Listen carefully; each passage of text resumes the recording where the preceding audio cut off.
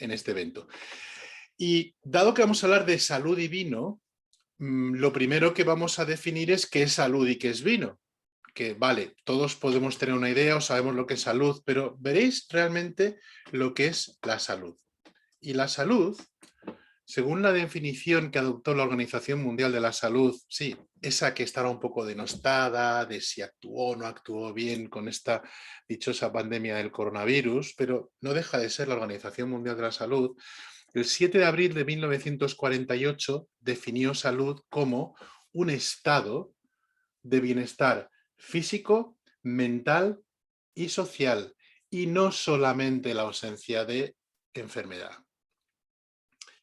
¿A que esto viene como muy al pelo en la situación que estamos viviendo? Porque claro, en este momento del COVID-19, toda la preocupación de casi todo el mundo es la salud, pero lo asimilamos a no caer malos de coronavirus, a no tener una enfermedad. Pero la salud es un estado que engloba tres esferas: la física, lo que sería la enfermedad, pero también la mental y la social. Vaya, ¿no es cierto que nos han quitado alguna de estas esferas? La esfera social, por ejemplo, ya no nos podemos socializar como antes nos socializábamos, y es algo que influye en nuestra salud. O la parte mental, el impacto que tiene en la salud mental toda esta situación global que estamos viviendo es increíble, por cierto, algo de lo cual no se habla en los medios. Pero ahí lo dejo, ese es tema para otro evento u otra charla, no para lo que estamos ocupando. Algunos de los que estáis hoy sé que estuviste en el evento que organicé hace unos meses a este respecto, y seguro que os acordáis que hablaba de este tema de mental, social y de la importancia de poner las cosas en contexto. Pues algo parecido voy a hacer hoy con el tema de la salud y el vino. Vamos al vino. El vino, a ver, yo creo que esto lo sabéis todos y mucho mejor que yo, pero según la definición de la Ley de la Viña y el Vino del 2003, el vino, como sabéis, es el alimento natural, es decir, es un alimento, no se define como una bebida alcohólica, sino como un alimento natural que se obtiene exclusivamente por fermentación alcohólica, completa o parcial de la uva fresca, no fresa, estrujada o no, o de mosto, o de mosto de uva. Eso es lo que es el vino, ¿vale? Entonces, si analizamos esta definición, vemos que el vino no es una bebida alcohólica, no debe ser considerado como tal, sino que se define como un alimento que contiene alcohol. Y esto va a tener una serie de connotaciones importantes, como vamos a ver a continuación. El vino se compone de una serie de elementos. Es más, se describen más de 1000 compuestos diferentes dentro del vino. Y la lista sigue subiendo y subiendo y subiendo. Y la investigación está constantemente enseñándonos cosas. Parece mentira como algo, una bebida, que se remonta a los orígenes de la humanidad, que lleva tantos años con nosotros, a fecha de hoy seguimos descubriendo cosas.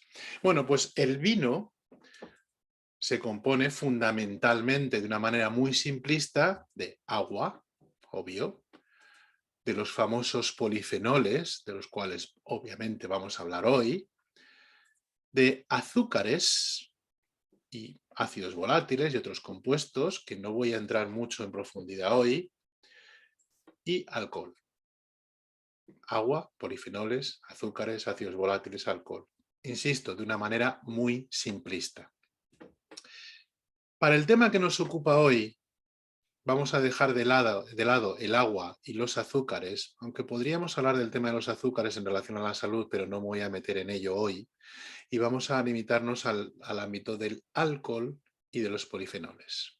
¿De acuerdo? Muy bien. No quiero ser aguafiestas, no es mi propósito.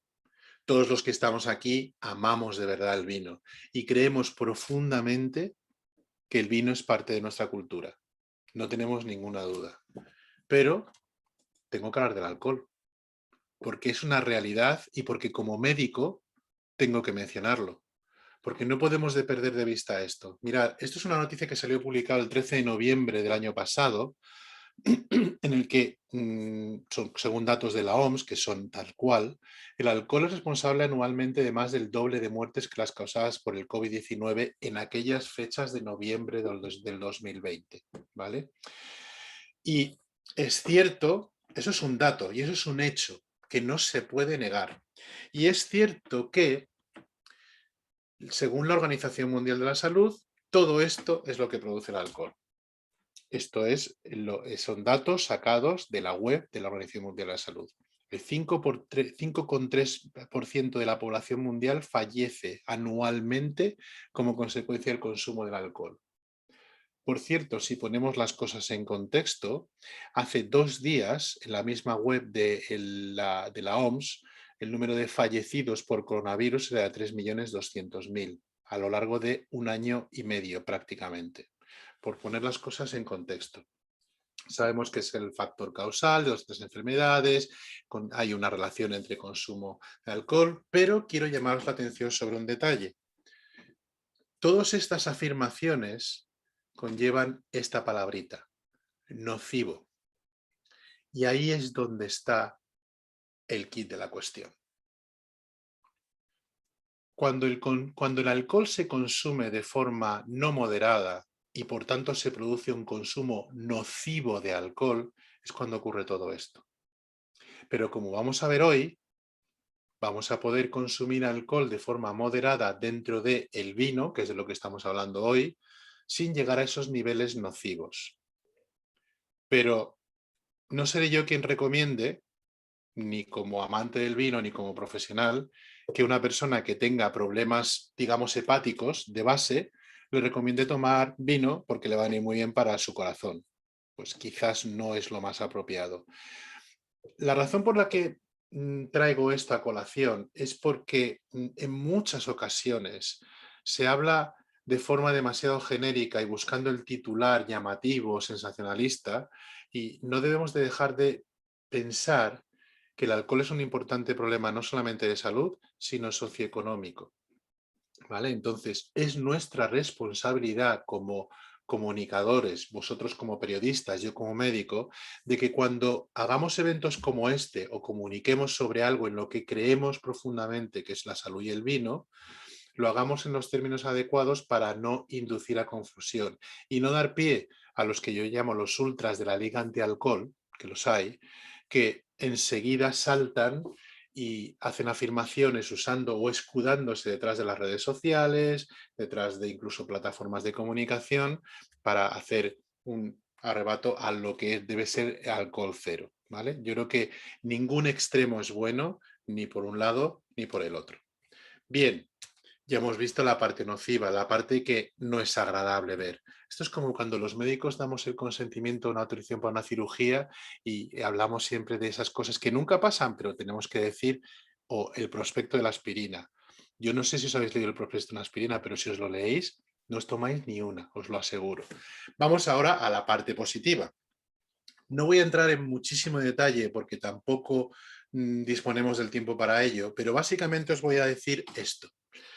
El consumo de alcohol en relación con el riesgo cardiovascular, es decir, los problemas asociados al infarto de miocardio, al ictus, a la hipertensión, sigue una distribución que llamamos en J invertida. ¿Y eso qué quiere decir? Pues mirad, os lo voy a explicar rápidamente. Si aquí donde tengo mi puntero es consumo cero de alcohol y si voy al otro lado es el consumo máximo de alcohol, los estudios numerosos, no uno ni dos, muchos estudios han demostrado de forma inequívoca que cuando hay un consumo discreto y moderado de alcohol, el riesgo cardiovascular, el riesgo por enfermedad cardiovascular claramente disminuye. ¿Vale? Aquí me refiero exclusivamente al alcohol, sin entrar a valorar, como hacen bastantes estudios, de dónde viene ese alcohol, si de destilados, de fermentados, de vino, cerveza, etc. Pero hablando exclusivamente de alcohol, esto es lo que hay. Y existe una relación inversa cuando se consumen dosis pequeñas, pero, amigo, si pasamos de esa parte moderada, de repente la curva se dispara y el riesgo aumenta de forma significativa. ¿vale? Primer concepto. Segundo concepto que quiero lanzar hoy. Y luego lo podemos comentar o me podéis hacer todos vuestros comentarios. Los efectos nocivos. Y fijaos que hago hincapié en esa palabra de nocivos. Los efectos nocivos del alcohol dependen del alcohol, evidentemente, pero de una serie de factores, como son, por ejemplo, el tipo de consumo, o bien ocasional o bien de fin de semana. No es lo mismo. No es lo mismo en un país como España o los países mediterráneos, en el que el vino forma parte de nuestra cultura, en el que desde niños hemos visto el vino en nuestras mesas, como es mi caso, en que hay un consumo, digamos, mantenido, pero para nada de estos consumos de fin de semana, con el de fin de semana. A ver, no es lo mismo. Aquí en donde yo resido, en Reino Unido, o sea, esto es lo típico de los ingleses. Estos llega el viernes y lo dan todo. Van al súper, se hinchan a comprar de todo y se lo beben todo en cuestión de horas. Eso es tremendamente nocivo y no se puede comparar y hay que tenerlo en consideración a la hora de analizar el consumo de alcohol. Siguiente cosa que quiero comentar, la velocidad de consumo. A ver, por muy saludable que sea el vino, si tengo 3 botellas de vino y me las tomo en 2 horas, vamos, no machaco a mi hígado. No le doy tiempo a mi cuerpo que sea capaz de asimilar el volumen tan grande de alcohol que le estoy administrando en un periodo corto de tiempo. También importante. Más, con alimento sin alimento. Ese dicho coloquial que seguro que habéis oído, que es, no, pues voy a tomar un poquito de pan, unas patatitas para mojar el alcohol y así me sienta mejor. Que seguro que habéis oído, o yo empezando por mí mismo lo he dicho alguna vez. Bueno, pues tiene su base, más que porque la patata empape el alcohol, pero lo que ocurre es que cuando el alcohol lo ingerimos con alimento, la presencia del alimento va a retrasar el vaciamiento del estómago y por tanto modifica la forma en la que ese alcohol se absorbe en el intestino, porque la absorción de los nutrientes y del líquido y del alcohol tiene lugar fundamentalmente en la primera porción del intestino duodeno y probablemente relleno proximal, no en el estómago, ¿vale? Entonces, si lo tomamos con alimento, va a ser diferente. E incluso la forma de disfrutarlo y la forma de la vivencia que vamos a tener de esa copa de vino va a cambiar por completo. Por daros otro ejemplo, mirad, aquí en Reino Unido, cuando yo empecé a venir aquí hace ya bastantes años, y si alguno de vosotros habéis residido aquí, seguro que lo habéis visto, aquí en los pubs, aparte que lo que se bebía es cerveza, ya se bebe vino, pero lo de comer, vamos, o sea, nada. Y entonces se ponen tibios a beber como locos sin ingerir nada. Eso afortunadamente está cambiando y ahora encuentras normalmente pubs que te sirven comida y puedes tomar pues, tu pinta de cerveza o el vino, que por cierto cada vez se consume más aquí en este país, con algo de comer. Y eso va a influir a la hora del efecto nocivo del alcohol. Bueno, más cosas. La situación emocional.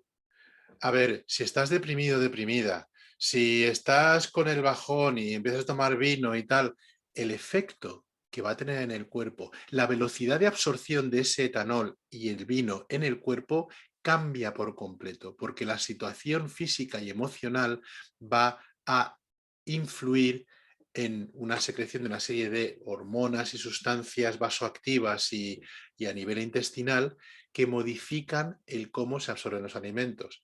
Y física, sobre todo me refiero a que si la persona que lo bebe tiene una serie de comorbilidades, como decimos los médicos, es decir, está malita de otras cosas, pues si esas cosas van a afectar a la absorción de ese vino que está tomando, evidentemente va a cambiar el efecto de ese alcohol. La presencia de enfermedades que acabo de mencionar y, como no, antes Carmen me lo comentaba, diferencias genéticas y sí, de sexo también. Porque ya sé que vivimos en un momento de todo igual, tal, lo que queráis, pero anatómicamente somos diferentes. Y la masa corporal, los genes que tenemos determinan el cómo se absorbe el alcohol. Y es cierto que existe, hablando de forma general, una diferencia en la metabolización de ese alcohol por parte de hombres y de mujeres, que de hecho se ve reflejado, como veremos más adelante, en las recomendaciones o guías que publica cada país, ¿vale? Bueno, eso en cuanto al alcohol. Me podéis preguntar lo que queráis sobre esto más adelante, pero ahora me vais a decir, bueno, y todo esto del vino y salud, ¿esto es reciente? ¿Esto de cuándo es? ¿Se lleva hablando de siempre? Bueno, cuando uno ve la historia, es algo que está imbricado dentro de la historia de la humanidad. A ver, en las primeras vasijas que se encontraron en los restos arqueológicos se ven vasijas de vino, se ven dibujos de personas portando vasijas de vino. La Biblia habla de cuando Jesucristo transformó el agua en vino. Es decir, esto viene de muchísimo tiempo atrás. Hipócrates, el padre de la medicina moderna, hablaba de las cualidades del vino. Louis Pasteur, el famoso médico francés que vivió en el siglo XIX, ya hablaba de que el vino es la más natural de las bebidas, en un contexto en el que tengamos en cuenta el agua no es como ahora que abrías el grifo y sale el agua corriente. No, no, el agua tenía muchos contaminantes y era más sano beber vino que no beber el agua que tenían a disposición. Es decir, esto viene de mucho atrás, pero sobre todo, como muchos de vosotros sabéis, empieza cuando Serge Renaud habla sobre la denominada paradoja francesa, que estoy convencido que todos conocéis. Y esto lo publicó en el año 92 en la revista The Lancet, que es junto con New England Journal of Medicine, el British Medical Journal y unas poquitas más, son como la Biblia para los médicos. Si sale publicado aquí es que es algo que ha pasado todo el increíble filtro que existe a nivel de la publicación. Y se empezó a hablar de la paradoja francesa cuando Renaud, por cierto, no sé si lo sabéis, le entrevistan en el programa 60 minutos de la ABC americana. Aquello supuso un boom tremendo y los americanos se lanzaron como locos a comprar vino. Fue más vino blanco que vino tinto, por cierto, pero supuso un aumento bastante importante del consumo de vino. Y esto también produjo un inusitado interés en este tema de vino y salud y produjo un montón de artículos científicos, afortunadamente, de distintos grupos a nivel global que se pusieron a estudiar este tema. Entonces, simplemente os lo dejo para que veáis que es algo que está apoyado por una base científica. No es porque lo diga yo, no es porque estemos aquí todos reunidos y nos encante el vino, no es porque luego nos tomemos una copa de vino, no. Esto está apoyado en hechos científicos. Y me podéis decir, ya, pero seguro que encuentro artículos que dicen lo contrario. Por supuesto, en medicina no hay una verdad verdadera, si vale la expresión.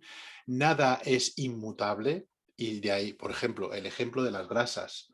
Cuando hace unos años todo el mundo daba por hecho que el tema del colesterol había que contra el colesterol, nos lo vendieron en el estudio de Framingham y luego se vio que el tema de las grasas no era tan nocivo y entonces el foco pasó al azúcar. O cuando yo era crío, el aceite de oliva era pues, pecado, lo peor, que veneno. No tomes aceite de oliva, toma aceite de maíz, toma aceite de girasol. Mi madre no compraba jamás aceite de oliva. Y ahora es todo lo contrario.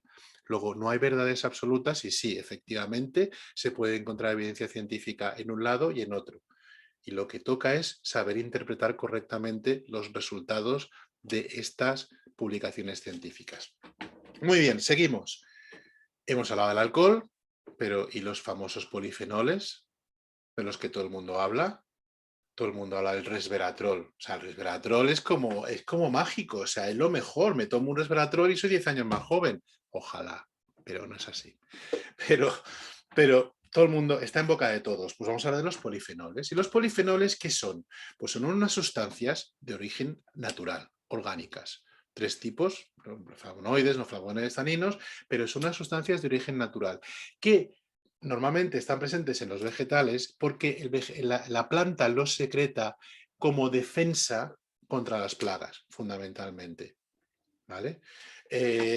No solo están presentes en el vino, sino están presentes en las frutas, verduras, en el té negro, té verde, en el café, chocolate, más brevemente posiblemente el cacao y lo que acabo de mencionar, el famoso aceite de oliva. Sí, sí, el aceite de oliva también tiene polifenoles y tiene unas importantes propiedades biológicas, sobre todo antioxidantes, que seguro que esto también lo sabíais, porque todo el mundo oye lo de los antioxidantes en los anuncios de la tele y nos lo recalcan constantemente.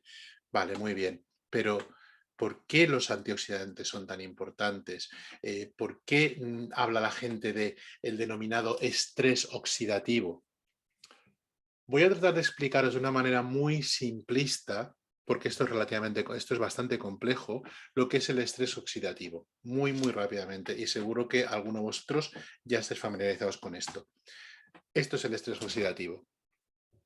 A que habéis pelado en más de una ocasión una manzana, o la habéis partido por la mitad, os dais la vuelta a hacer otra cosa, a coger un vaso y de repente la manzana tiene este aspecto. Ha cambiado por completo y ha dejado de ser lustrosa y brillante como es este lado y se oxida y aparece envejecida.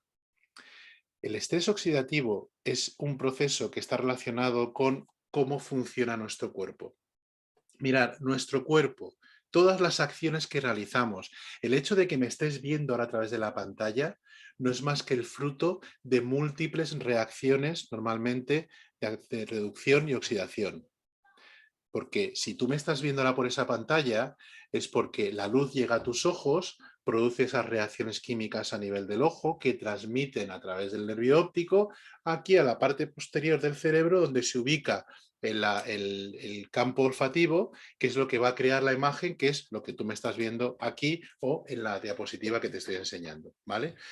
Esas acciones de reacciones de oxidación y reducción pues generan una cosa que se llaman radicales libres. Y esos radicales libres son responsables de esta oxidación tan rápida que ocurre, en este caso en la manzana, pero que también puede ocurrir en nuestro cuerpo. Mirad, nuestro cuerpo está formado de átomos. Y los átomos son seres felices, sonrientes, que están aquí, que tienen su núcleo y todos sus electrones. A veces, durante estas reacciones químicas en nuestro cuerpo, resulta que se cabrean, se ponen de mal humor porque pierden un electrón. Y entonces no están contentos, están inestables, no es su situación normal y quieren volver a ser felices como están aquí. Entonces entran en juego nuestros amigos los antioxidantes, que son súper happy, que son capaces de sobran electrones, por así decirlo, y son capaces de, mira, oye, te doy eso que te falta para que vuelvas a ser un átomo feliz. Esto de manera muy simplista es lo que hacen los antioxidantes. Y los antioxidantes existen de forma natural en nuestro cuerpo, pero debido al ritmo que llevamos de vida, al estrés, la contaminación y numerosos factores de los que a veces no se habla tanto, nuestro cuerpo genera muchísimos más radicales libres, es decir, átomos cabreados, inestables, de los que se haría en condiciones normales o si viviéramos a lo mejor en la sabana africana, salvo que nos persigan muchos leones y estemos estresados. Entonces, necesitamos aportar a nuestro cuerpo ese extra de antioxidantes y eso es lo que hacen los polifenoles. Aportan ese beneficio antioxidativo que mejora ese estrés de nuestro cuerpo y me diréis, bueno, vale, todo está muy bien, el estrés, yo la verdad que no estoy nada estresado, ¿por qué tengo que estar preocupado o preocupada por esto? Bueno, pues porque ese estrés oxidativo es el responsable de la formación de esto de aquí. Y esta estructura de aquí es la placa de ateroma. La placa de ateroma, como quizás algunos sabéis, no es más que un acúmulo de plaquetas, colesterol LDL, sí, el famoso colesterol este malo que viene en los análisis, y triglicéridos y otro tipo de moléculas que cuando se oxidan o se oxidan en exceso es cuando empiezan a acumularse en la pared interna de la arteria y hace que los glóbulos rojos, que son los que llevan el oxígeno a nuestro cuerpo, les cueste pasar por esta estrechez, les cuesta. Y cuando esto ocurre en arterias tan importantes como las del corazón, las arterias coronarias, como puede ser en este caso aquí, resulta que llega un momento en que el corazón, en este caso, no recibe suficiente oxígeno y se produce la angina de pecho o cuando el oxígeno no llega durante un tiempo suficiente, se produce el infarto. Es decir, que los antioxidantes son muy beneficiosos para reducir los eventos cardiovasculares, que son fundamentalmente infarto de miocardio, el ictus o infarto cerebral y la hipertensión arterial. También otros eventos como algunos tipos de demencias de origen vascular están en relación con esta patología que todos empezamos a sufrir a partir de la edad de 25 años. Sí, sí, lo siento, 25 años. Ya a mí me ha tocado ya algo seguro. Algunos de vosotros probablemente no todavía, pero esa es la realidad. Y las arterias se transforman como en macarrones. A veces, o sea, cuando estamos en quirófano y estamos operando, tocas la arteria y es tan dura como un macarrón. Macarrón, que no sea esto de pasta fresca, claro. Y esa arteriosclerosis provoca todo este tipo de problemas. Pues bien, si me habéis seguido hasta ahora, podemos decir, en base a toda la literatura científica que hay, que entre los efectos beneficiosos saludables del vino serían, uno, la disminución del riesgo cardiovascular, por la presencia de polifenoles por un lado y porque si se consume con moderación, que es como hay que hacer el vino, consumirlo con moderación y disfrutarlo, los niveles de alcohol no son nocivos y por tanto entrarían dentro de esa parte positiva de la curva que os he enseñado antes, ¿vale? Eso es una cosa importante.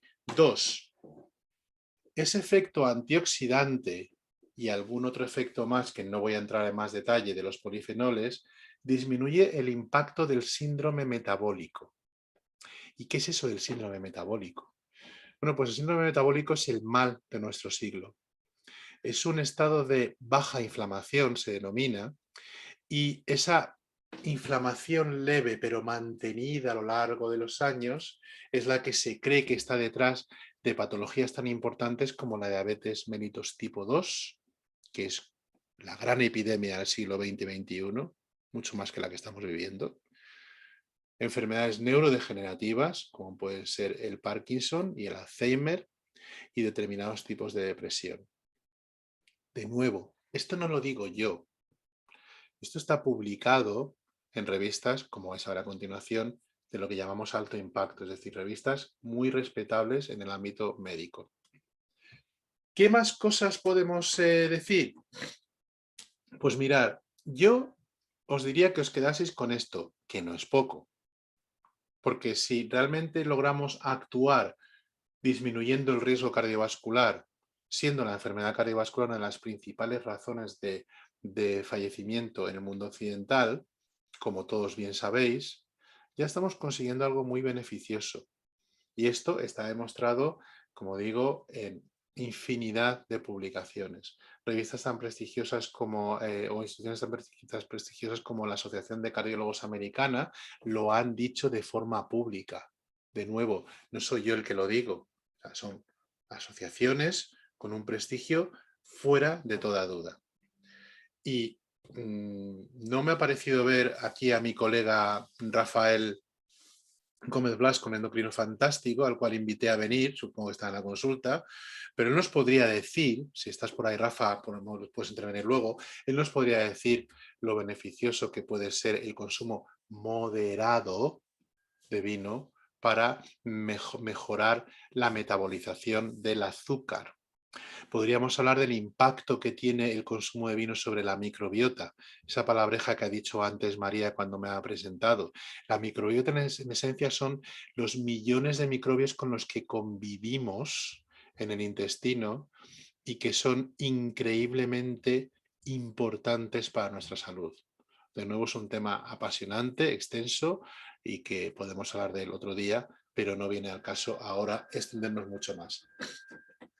¿Y se puede hablar de propiedades anti-aging o anti-envejecimiento?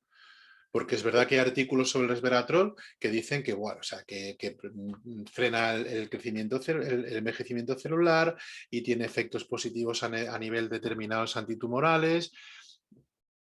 No me atrevería a afirmarlo tajantemente. Por ejemplo, en relación al cáncer de colon hay estudios contradictorios. Unos dicen que sí, otros que no. Y yo creo que es como dicen los ingleses, un work in progress. Es algo que todavía se está estudiando.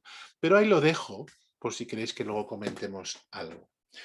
Y esto lo dice mucha gente, muchos estudios, pero voy a enseñaros dos de los cuales tenemos que sentirnos orgullosos porque están hechos aquí en España. Bueno, digo aquí, aunque yo estoy en Inglaterra, en el norte, pero me siento como si estuviera allí. Uno es el estudio Predimed. El estudio Predimed, publicado en el New England Journal of Medicine, junto con The Lancet, una de las mejores revistas médicas, publicado en 2013, es el mejor estudio hasta la fecha publicado sobre la dieta mediterránea. Y está firmado por todos estos señores y señoras, todos españoles, todos sin excepción. Y no hay duda de que es lo mejor que se ha publicado al respecto sobre la dieta mediterránea. Y por supuesto, esa dieta mediterránea, que no todos practicamos, seamos sinceros, conlleva el consumo de vino. Y aunque este fue el primer artículo que se publicó, luego se han publicado otros artículos dentro de este estudio Predimed que analizan en concreto la relación del vino. Y por poneros un ejemplo, este es otro de ellos, es el que se estudia la relación que existe entre el consumo de alcohol, de vino y el desarrollo de depresión. Igual, firmado por el Predimed Group, todos españoles. Si tenéis curiosidad por algunos de estos artículos, estaré encantado de compartirlos con todos vosotros, ¿vale? Entonces, como hemos visto, la salud, recordar, la salud no es solamente estar libre de enfermedad. La salud es estar bien en esas tres esferas, física, mental y social. Y en esas tres esferas, yo creo que el vino nos ayuda a sentirnos saludables y a sentirnos bien, por lo que acabamos de explicar. ¿De acuerdo? Y para terminar, porque ahora quiero que habléis vosotros después, voy a hablar de algo que siempre, siempre, siempre me preguntan, que es ¿cuánto vino es saludable? ¿Me tomo una copita? Claro, esa copita es la que nos gustaría tomarnos a todos, es la copita del médico, pero no es esa copita la que tenemos que tomar. Y voy a hablar un poco de lo que sería un consumo moderado y saludable, ¿de acuerdo? Pero esto es un tema de intenso, intenso debate. Lo primero, voy a hablar de lo que se llama la unidad de bebida estándar, que aunque se llama así, estándar es de todo menos estándar. ¿Por qué? Porque en cada país ha decidido que su unidad de bebida es esta. Básicamente lo que define es cuántos gramos de alcohol puro tiene la bebida que se considera normal y en base a la cual pues, se hacen los estudios epidemiológicos, se hace un seguimiento de los problemas médicos que pueden o no estar relacionados con el alcohol, pero también se usa por parte no solamente del Ministerio de Sanidad, sino también de asociaciones como Wine in Moderation, que seguro que conocéis, para decir, bueno, cuánto es lo que podemos aconsejar. Pero para que os hagáis una idea, en Estados Unidos, una unidad de bebida estándar son 14 gramos de alcohol por bebida, lo cual representa, en el caso de la cerveza, pues un tercio más o menos, 355 mililitros, en el caso del vino 150 aproximadamente, y en el caso de los destilados unos 45 mililitros. Vale, eso en Estados Unidos. Pero aquí en Reino Unido bajamos de 14 a 8 gramos de alcohol por bebida y la recomendación es no tomar más de 14 de estas unidades por semana. Y fijaos la diferencia. Esto equivale aquí en cerveza a 250 mililitros, que me hace gracia en un país en el que se hinchan a tomar pintas de cerveza y cada pinta, la pinta aquí, son 568 centímetros cúbicos, es decir, más del doble de lo que se recomienda como unidad de bebida estándar. En el caso del vino bajamos a 76 centímetros cúbicos y los destilados a 25, que es la medida que, por cierto, se usa en los PAS para medir cuando te ponen el gin tónico y te piden el combinado. En España, y la fuente es el Ministerio de Sanidad español, la unidad de bebida estándar se define como 10 gramos de alcohol por bebida. Y las recomendaciones de consumo de bajo riesgo, tal cual lo dice el Ministerio de Sanidad, son 2 unidades de bebida al día por mujeres, 4 en el caso de hombres, y cuando se hace un consumo de fin de semana, no más de 6 durante el fin de semana en un mismo día. Bien, vamos a ver un poco más concreto esto. ¿Cómo se miden los gramos de alcohol? Bueno, pues tú tienes el volumen de lo que estás bebiendo, los mililitros centímetros cúbicos de bebida alcohólica y lo multiplicas por el alcohol en volumen, en porcentaje, y a eso lo multiplicas por 0,8, que es la densidad del alcohol, y dividido por 100, ¿vale? ¿Hay alguien con un micrófono abierto? Nuevos casos en las últimas 24 horas. Oh, ya, fenomenal, gracias. Entonces, ¿cómo sabemos cuál es el alcohol que tiene una etiqueta? Lo sabéis todos. Estos son 2 ejemplos de etiqueta. Protos, no hay ni me pagan ni nada de nada, simplemente los he puesto porque Protos lo conocéis todos y otro es un vino argentino que tomé recientemente que me gustó. Bien, pues en el vino argentino, que es el que está a la izquierda de vuestra pantalla, Abajo, en pequeñito, veis que tiene 14,1% de VV, es de volumen de alcohol, ¿vale? En las etiquetas españolas lo veréis como el 15,5% de volumen en el caso de este Protos Gran Reserva. En las etiquetas de vinos anglosajones, lo que vais a ver es las siglas ABV, que se llama Alcohol by Volume, es lo que significa. Básicamente, ese es el volumen de alcohol que contiene esta bebida en concreto. Vamos a coger el ejemplo de Protos, que sabemos que tiene 15,5% de alcohol. Y en una copa de 100 mililitros, pues multiplicamos los 100 por los 15,5 por 0,8 y lo dividimos por 100 y el resultado son 12,4 gramos de alcohol, ¿vale? Y esto lleva a que el Ministerio de Sanidad define lo que es una unidad de bebida estándar en el caso del vino, la cerveza o los destilados, que lo tenéis aquí en la diapositiva. En el caso del vino son 100 centímetros cúbicos, la cerveza es una caña y en el caso del destilado es un poco más de un chupito, 25 mililitros. ¿De acuerdo hasta ahora? ¿Qué ocurre? Que la copa de vino más, o el volumen de vino más usado en España es el de 150 centímetros cúbicos, que sale más o menos a unas 5 copas por botella de 75 centilitros. Bien, pues vamos a ver qué pasa en este caso. Fijaos lo que ocurre. Tenemos 150 mililitros, lo multiplicamos por 15,5 que tiene este Gran Reserva, por 0,8 que es la densidad del alcohol, lo dividimos entre 100 y nos da 18,6 gramos de alcohol, que es casi 2 unidades de bebida estándar. Por tanto, es difícil poder recomendar de forma tajante, decir, nada, pues 3 copas de vino al día son saludables. Porque el objetivo de esto era haceros ver que es que depende de qué vino, depende de la estación en la que estamos tomando. ¿Recordáis las diapositivas que he presentado antes acerca de los distintos factores que influyen en el consumo del vino? Depende de la masa corporal, depende, por ejemplo, de lo acostumbrados o no que estemos al vino, porque eso va a hacer que tengamos más alcohol deshidrogenasa, que es la la enzima que metaboliza el alcohol. Es decir, que es difícil dar una recomendación. Lo que no puedo recomendar como médico es a alguien que no bebe nunca, decirle, no, vas a empezar a beber por prescripción médica, como si escribo la receta del paracetamol, 2 copas de vino al día porque te va a ir fenomenal para tu infarto futuro. Difícilmente justificable desde el punto de vista médico. Por mucho que me pueda a veces sentir tentado. A lo mejor esa persona que no quiere beber alcohol luego se pone hasta arriba de cigarrillos que son infinitamente más peligrosos que beberse la copa de vino. O vapear. Mucha gente vapea pensando que eso es muy sano cuando el liquidito de los vapeadores casi todos contienen nicotina. Y de hecho, como sabéis, la Organización Americana de Especialistas de Pulmón lo considera tan nocivo como el tabaco. Es decir, de nuevo, hay que ver las cosas en contexto. Y hablando de contexto, ¿no es verdad que nosotros los mediterráneos solemos tomar el vino compartiéndolo con amigos, con tu pareja, con alguien que te has encontrado? No hay nada mejor que tener una botella de vino y en lugar de abrirla y beberla tú sola, como hacen los sajones, que eso lo hacen aquí, ¿no? Te juntas con un grupo de amigos, lo disfrutas y esa sensación genera endorfinas a nivel cerebral que también van a tener una influencia muy positiva en la salud. Recordando salud como ese estado completo de bienestar físico, mental y social. Así que con esto, ahora lo dejo abierto para lo que me queráis preguntar y para los que queráis seguir en contacto conmigo.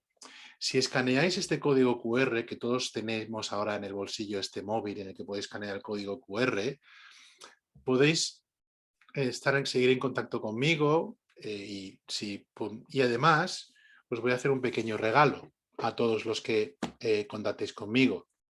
Y es un pequeño ebook que he escrito sobre este tema en donde doy respuesta a las 7 preguntas más habituales sobre salud y vino, que yo espero de corazón que os guste.